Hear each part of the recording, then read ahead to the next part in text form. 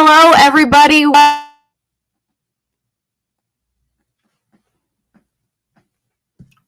Welcome into this week's episode of Bleeding Green Nation's instant reaction show. Following the most horrific preseason game I think I've ever seen in my entire life. I'm Jess Taylor here with Seamus Clancy, both from Bleeding Green Nation. Before we get into that awful mess of a football game that we all just had to sit and watch or listen to or whatever, sit and watch in person, whatever you were doing. We'll get to that. Oh, we'll get to all of it. We have so many. Who would have thought we would have started our instant reaction show series with the preseason and actually been like angry and had so much emotion that's about to go into something that almost isn't football related. That almost isn't, it has nothing to do with what they did on the field. Yeah. Nothing. But before we get into that, make sure that you are subscribing to Bleeding Green Nation wherever you get your podcasts, Google Play, Spotify, Apple, wherever you get your podcasts. Make sure you're following us, Bleeding Green Nation, as well as on YouTube. We'll have lots of fun stuff coming in throughout the season. Make sure you're following everybody at Bleeding Green Nation on Twitter, following Bleeding Green Nation, BGN Radio. What is it? BGN_radio on Twitter. Yep. Following us there because all this good stuff will be live there as well. Interact with us while we're talking here. We'd love to see your comments because we'll bring them up on the screen. We'll talk about it because I know everybody has some opinions about what happened tonight. So let's talk about what happened tonight. So Jess, so you were at the game too. I was at the game. I left at halftime. I'm assuming you did as well. Yeah. So you're sitting there. The Eagles received the opening kick. Yes. And supposedly the first team offense trots out there. And what's the first thing you do when you see a guy in a number 7 jersey out there on the field? I went, uh-oh. And then I went, go Hens. Because Joe Flacco and I are both University of Delaware. Correct? Oh, okay. Well, then you have some respect. The one thing that I'm just like, all right, go Hens. Let's go. Blue Hens. We got it. And then I didn't really know what to think at first because we get there, we're sitting there watching the warm-ups happen, watching everything go as usual. You have Jalen Hurts out there. He's dancing, having a blast, going through regular warm-ups. Right. Doing his thing, having fun. DeVonta Smith is out there. You're feeling it. You're feeling good. You're excited. You're ready to go. And then all of a sudden, Joe Flacco trots his backup butt out there. And you're like, why? Especially, so my first issue was why, because everything that happened last week, talking about, the fact that the national media is still trying to play this as a quarterback competition, quarterback controversy. I have my own issues with how the Eagles handle things in this way anyway. It frustrates me because they just open themselves up to these issues, I feel, more often than not. So no one who pays more than 5 seconds of attention to the Eagles thinks there's any sort of quarterback controversy at all. But then you watch Joe Flacco run out there with the ones and you're just like, oh, why? And then you open Twitter and you see that Jalen Hurts has an illness. What went through your mind when you saw that? Well, I was initially worried if it was COVID, but at the same time, I just thought like he was just dancing on the field and going through warm-ups. They didn't just take a COVID test on the sideline when he went over there for a water break. So it can't be that. And it just seemed like a BS illness to me. My first reaction, and it's not necessarily the right one in the end, was they went through the process of assuming that Jalen Hurts was going to play and DeVonta Smith was going to play, and they hyped this up as like a mini event for the preseason. We're going to see these 2 Alabama guys, 2 guys who were stars in college, finally being able to connect on an NFL field. Yes, it's the preseason, but not the regular season. And it seemed like they didn't even really want to play their guys. And by their guys, I mean the Eagles not wanting to play their key players. Because you saw before the game, it was announced Dave Spadaro was on the mic and saying Brandon Graham's not going to play, Fletcher Cox is going to play, Derek Barnett's going to play, Darius Slay is not going to play, Jake Elliott was out. All of these things, thinking like, oh man, we're in like week 4 preseason mode on a traditional preseason schedule right now. We've just gotten to week 2.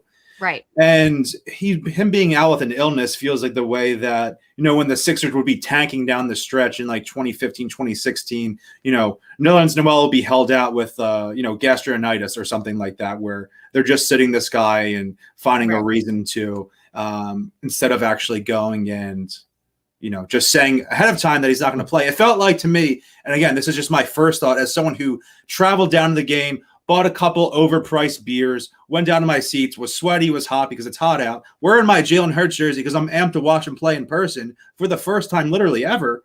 And I'm thinking, like, did they just try to, like, hoodwink us and get people into the stadium because they weren't able to see Hurts because they wanted to go see them and have an exciting play? Because it wasn't about the wins and losses. No. It wasn't about the final score. It's about seeing guys like Hurts and DeVonta build a chemistry. And the same thing with Quiz or Jalen Reagor, and it wasn't really able to do that. And it kind of sucked as a fan to be out there. Yeah, I mean, the first thing that I said out loud was, I think I said to my friend, I was like, I feel used, and I feel it was weird. It was weird by the Eagles. Like, I don't know. I thought it was the preseason is a time where, I mean, the tickets are a lot cheaper than they are during the regular season, and these last 2 weeks.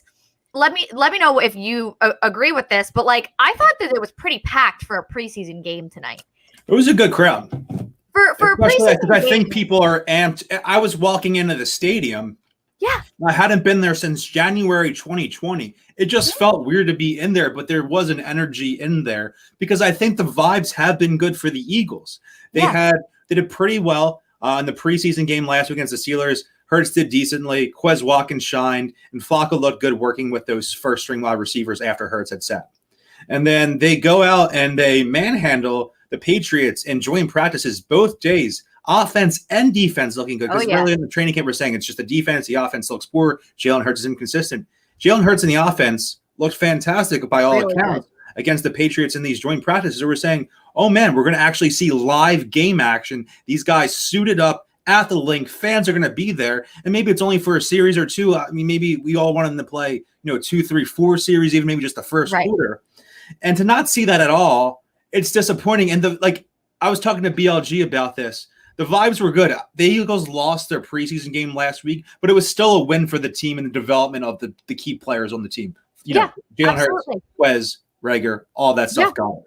And I don't care that they lost 35-0 and didn't score a point in the preseason. That's meaningless to me. But the vibes have gone south in the last, 3.5 hours to the point where I'm like, well, now we're going to be having this insane discourse for the next week until next week's preseason game. We're going to see what happens when they go to joint practices up in North Jersey against the Jets on, I guess, next Tuesday and Wednesday. They'll have their joint practices before a Friday night preseason game. And everyone's going to be like, okay, is Jalen Hurts taking he took every first team rep snap this entire training camp, this entire summer.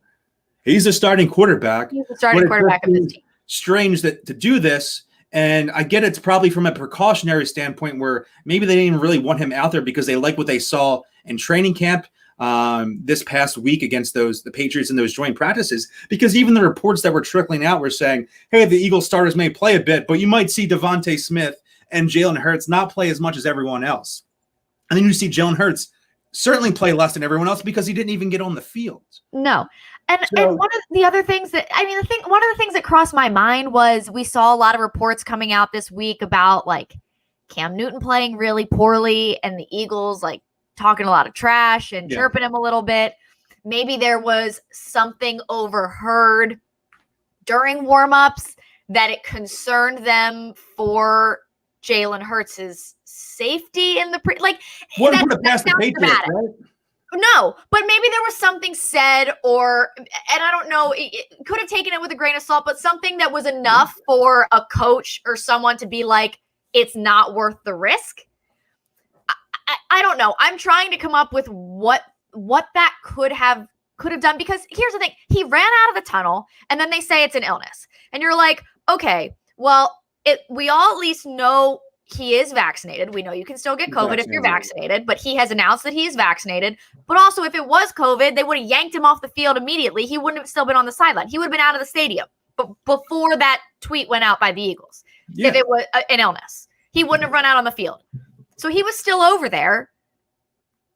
And then nothing. And then at halftime, Nick Sirianni says, "Oh, well, I expected to have him, but after warmups, he said he didn't feel good." The beat writers need to grill him and whoever they're able to talk to after the game. And it sounds crazy to want to grill first-time head coach in his second preseason game ever. And I think probably that wasn't entirely his decision because we know how the Eagles organization operates from the top down with ownership and specifically Howie Roseman as general manager. I'm not sure that was entirely Nick Sirianni's call. But I think as the public-facing guy, the guy who's going to take that heat while Roseman and Lurie speak infrequently throughout the year, it needs to be said, it needs to be asked, how did that unfold? Why was he even on the field warming up? Why did the Eagles social media team post all these pictures and videos of him, walking into the stadium and then running out of the tunnel and then warming up, all of these things just for him to not play for an illness? The vibes are off. I said that before, but I was excited for the season. We talked about last week, the expectations might not be as high as in the past, but when you have a young nucleus, ideally that you're going to watch grow and maybe they can sneak into the postseason in a poor division, I think they will actually do that and hopefully develop into an actually really good contender come 2022. You're just left in limbo right now saying, hey, it's Thursday night. I thought we were going to carry it in the weekend. We're going to see a couple nice plays from Smith and Hurts. And you're just like, okay, well, let's see what happens Tuesday. We're going to have to wait all the way to then to figure out what's going to happen in the next joint practice. Right. And it's such a bummer because you're absolutely right. Like, I think the sentence, the vibes are off, really kind of encompasses everything because we talked about it a lot last week. There were really good things that we saw from Jalen Hurts. There were really good things that we saw from different players. The final score didn't really matter because what we wanted to see, we saw. And there were things that we were looking to see this week. And we haven't seen, we saw nothing today. Did the Eagles even get to midfield? Like, did they even get there? They haven't converted a third down. At one point, it was 0 for 11 in the game. I don't know if they ever got 0 for 11 in two games. Two games. Both of them. Not great. 0 for 11.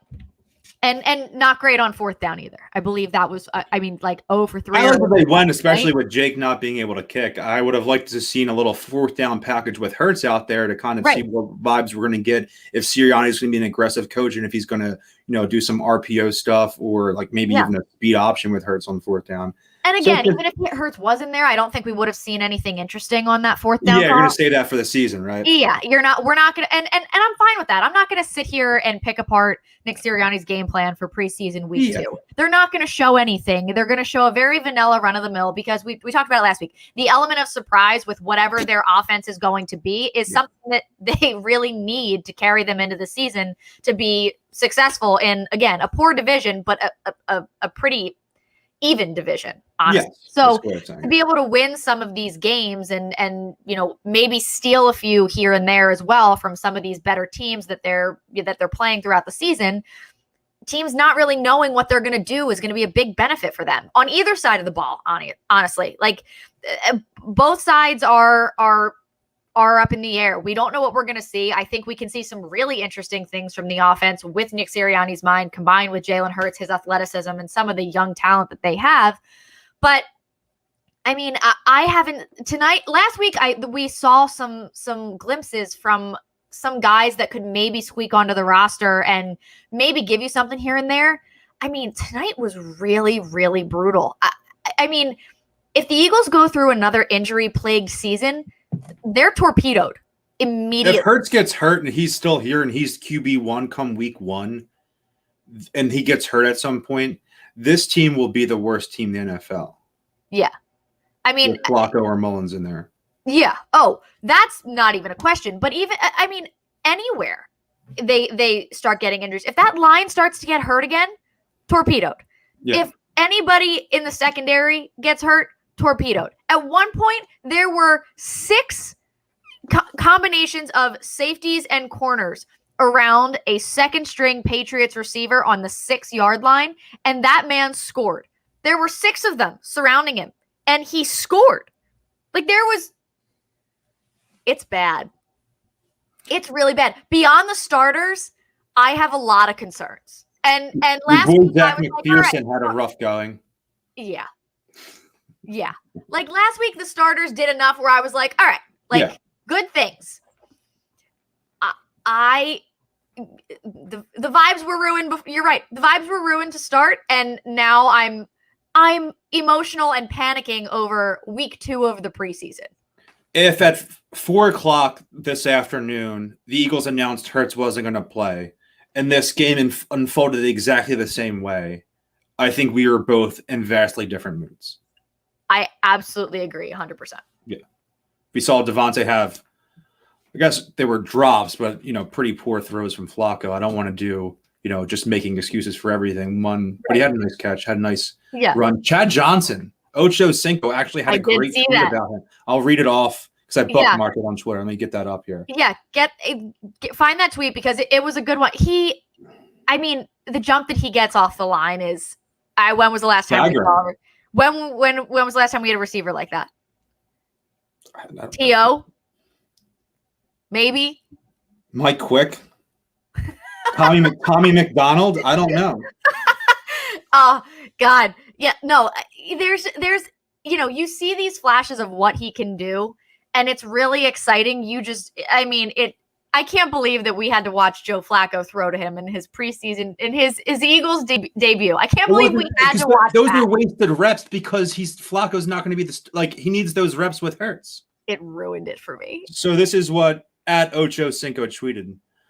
Do y'all effing see, he didn't say effing, DeVonta Smith off the line of that goddamn scrimmage. Holy pigeon crap. Obviously not crap. That mofo gum be nice football emoji. And I agree completely. Oh, I no. think anyone, Wait. if you're having a perennial Pro Bowl receiver say that, and I think sometimes former stars are reticent to compliment younger up-and-coming players. You see that sometimes. So for someone of his caliber to be saying that about DeVonta Smith off less than 24 preseason snaps, it's telling. Yeah. Quick update on this whole Jalen Hurts situation. Okay. So the post-game presser is going on right now. It's behind me. I don't have the sound on. However, fellow BGN radio, my co-host from Babes on Broad, Sam Wilson, just texted me and said, Nick Sirianni just said Jalen Hurts actually went to the hospital during the game for abdominal pain, but came back fine. Good Lord. That's scary then. Jeez. Yeah. Jeez. But this is the instant reaction show, and it's necessary to have that instant reaction. That's scary. Yeah. Oh God. Okay. So did they think that he his appendix? Thank you for saying. I try not to look at my phone the entire show because I'm trying to look at my phone every other 5 seconds of the day. Yeah. But important information. Yeah, that's scary. And my text just popped up across the top. Feel a little better, and it's not necessarily better that he was suffered in some sort of injury, and that hospitalization isn't great, but there was just a murky sense when we got that vagueness. And I'm glad they actually addressed it because it seemed like a situation. We've seen the Eagles be weird with injuries and a lot of things over the years, and specifically with his Jalen Hurts situation all offseason. So to get something concrete right here, I'm happy that we saw that, though obviously very concerned for Jalen's well-being overall, even though it's not necessarily seems like a concrete football injury. That he was needed to go to the hospital is concerning, and he was discharged. So I'm glad he's okay. That's so. And I will say, I noticed. So he came out of the tunnel. He was wearing. He was suited, ready to go, suited. And at the halfway through the second quarter, we talked about this before we came on air, but my husband jokingly, he wasn't at the game with me, but I texted him and I was like, oh, Eagles are already dead to me. Preseason game 2. This is abysmal to watch. And he was out doing something. So he was like, oh, what happened? And I told him about, Jalen Hurts had an illness. He was being kept out, but they said it wasn't COVID related. So no one knows. And he jokingly was like, oh, they're about to trade him for Deshaun Watson. So then I start to, so I'm like, no. But then I look over and I did not see him on the sideline. And I'm sitting there I need visual to because he wasn't on the sideline. I couldn't find him. Yeah, he wasn't on the sideline. So then I'm saying is he just sitting back in the locker room? But obviously he went to the hospital. Right. He went to the hospital. And that's the thing. I texted Sam while I was sitting at the game too. I was like, hey, let me know if you see Jalen Hurts on the sidelines at all, because I can't find him. He's not here. And that's when I was like, oh, please tell me that's not what's happening. But good God. I'm so glad he's okay. Yeah, I mean, For abdominal pain sounds scary. Yeah.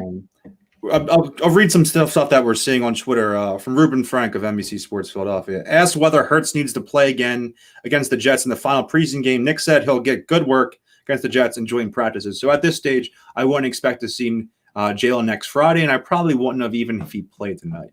But yeah, no, you never expect that. That last preseason game against the Jets, we never see the starting quarterback in that. It's a tradition like no other. The Enquire's EJ Smith is saying Sirianni said Hurts really wanted to play, was arguing with the coaches to play tonight. That's not surprising. That's why we love him. Yeah. That's the kind of energy that he just gives off, and that's why we like him. The actual quote, and I'm getting it from Rube, is Nick on Hurts. So Sirianni saying this. He really wanted to play. He was fighting me to play. Yeah. It's a shame.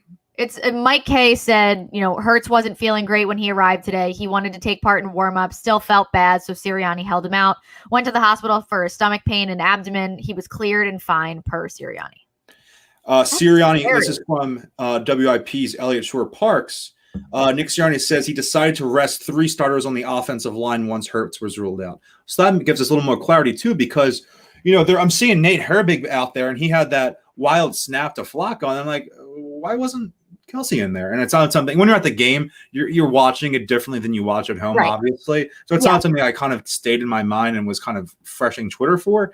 But that makes a little bit more sense. I'm glad we got some clarity. Obviously, be hard. I'm wearing my Jalen Hurts. What does it say?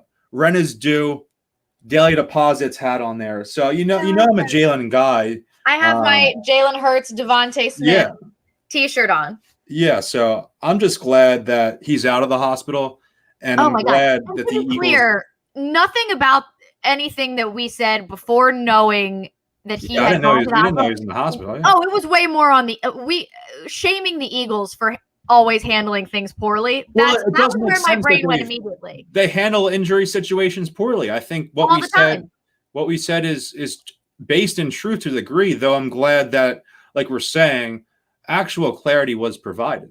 Yeah. I'm glad we got that. You said that earlier. They need to really make sure we get some answers here because that was really strange across the board. That's what I was saying. Like they need to ask in the post-game presser, what the heck just happened? And I'm glad it seems like the Eagles were upfront about it rather than being like, because you could have envisioned a situation if we didn't know that Hurts went to the hospital, or maybe he didn't suffer this injury, where the team's saying, hey, we just a weird Eagles answer that, it feels so commonplace in this town when teams are dealing with injuries in situations like this. Do you think we actually, get clarity now? Do you think that something's going to change? Maybe not. I don't think tomorrow they're saying Jalen Hurts is QB1 or something like that, but just that we know what happened. It wasn't some weird thing where he's getting traded. They just were holding him out because they wanted to hold him out and not play. And they were kind of just wanted, to curate a vibe for the preseason. So that's scary that to go to the hospital at all. Yeah. I'm glad he's okay. I'm glad he's okay. Good God. Maybe at the beginning of this pod, we'll throw a little, we found out in the middle of the pod that Jalen was in the hospital. Yeah. In real time. It is the instant reaction show. That's why you should watch live on YouTube after the game so you can go through it with us. And we'll be doing that all season long. All season long. Oh, God. Some of those are going to be interesting. Chiefs game or Tampa Bay Thursday night, recording this at 11:45 p.m. 11:45 p.m. Because wait, you have season tickets, correct? Yeah, but for a night game, I probably won't go for a situation like that. I'm going to try to pick and choose which games to go to, given this responsibility. Or I might do a situation where I'll probably go tailgate some games, but then an hour before the game head home or something like that. Yeah. There's going to be some interesting ones. Last year, doing an instant reaction show would have been something. Get that Rachel F-bomb button going. Seriously. All right. So given I feel like that kind of now that we know that, we can end it on some kind of definitive note. Yeah. So given what we saw tonight, what are your thoughts on the preseason as a whole, getting it down to 3 games instead of 4, and what are you expecting to see next week from the Eagles? Well, to take away preseason games, they're probably going to want to add more regular season games, which I don't really want to do. And maybe that's based on tradition. Like, I've only known 16-game seasons, and I'm sure within 2 years I'm going to be used to 17-game seasons. Sure. But there's a financial element there. It gets people in the stadium. If you're a season ticket holder, you pay full price. When you're buying season tickets, you're not buying 8 games. Well, some years it'll be 9. Like the Eagles will buying, you'll have 9 home games in 2022, but you're paying full price for those 2 home preseason games. And the future, the Eagles might only have 1 home preseason game, but this year they have 2 home preseason games.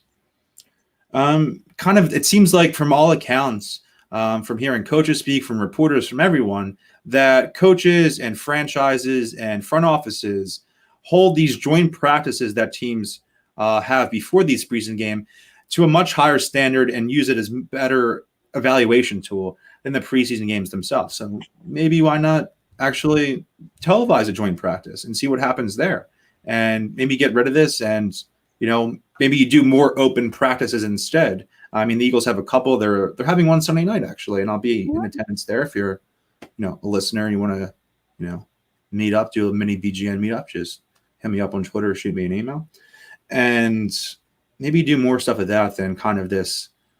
I don't want to call it a waste, but just doesn't feel like, I don't want to say it just doesn't feel like football, because there's a disservice for these back at the end of the roster guys that are working really hard. But I don't think the teams themselves are taking it seriously. The coaching staffs aren't taking it seriously, and that's kind of except for Bill Belichick challenging him. Yeah, ban challenges in the preseason. I'll say that, but I think it's a little unfair to these guys who are trying to make a name for themselves, because it's not given any sort of there's not a gravitas to it. There's not a sense of seriousness where I think they're truly being evaluated the way they can be evaluated better in these joint practices. I think there's a disservice to the fans as sort of a, why am I tuning into this? Yeah, I agree. I would love to know how much of those back of the roster decisions. I would love to know how much is weighed, practice reps that they see, especially in these joint practices. I mean, why are the Eagles having 2 weeks of joint practices? Like, I can't remember that ever happening before. And because maybe they value that more than what they see in these preseason games. So could be the new norm with the new preseason schedule. And I totally agree with you. If they could televise a couple of these instead, I mean, I guess I don't really know. Going through the motions to get ready for the regular season in the stadium. I don't know. I think you're right. It just, other than, Bill throwing the red flag at, 2.5 minutes until halftime, no one's taking it nearly as seriously as that, especially, I think that there are some kinks to work out, but I think you can run live scrimmages in some of these practices and still have the same result, be able to evaluate the same talent in the same way and televise that instead. I think the preseason games are just, you're right. I don't want to say a waste, but a waste. Yeah. Maybe a waste of the fans. But again, I think saying a waste, and I think we both agree there, does a disservice to these guys that are working their asses off for this, Right. But again, how much does this but does it even matter in the coach's eyes? The way it's not, you hear older guys, Mark Schlereth, Terrell Davis talk about how they made themselves onto NFL teams because of the preseason, but it's just so different now. That's even, 25, 30 years ago is kind of a century ago in the NFL, really. Yeah. Yeah. Well, for next week, to sum it up simply, put all the people on bubble wrap. Just give me 4 quarters of Joe Flacco, and I'll chill out. I'll have like the Phillies game on the separate TV on the second TV, and I'll just unwind on a Friday night.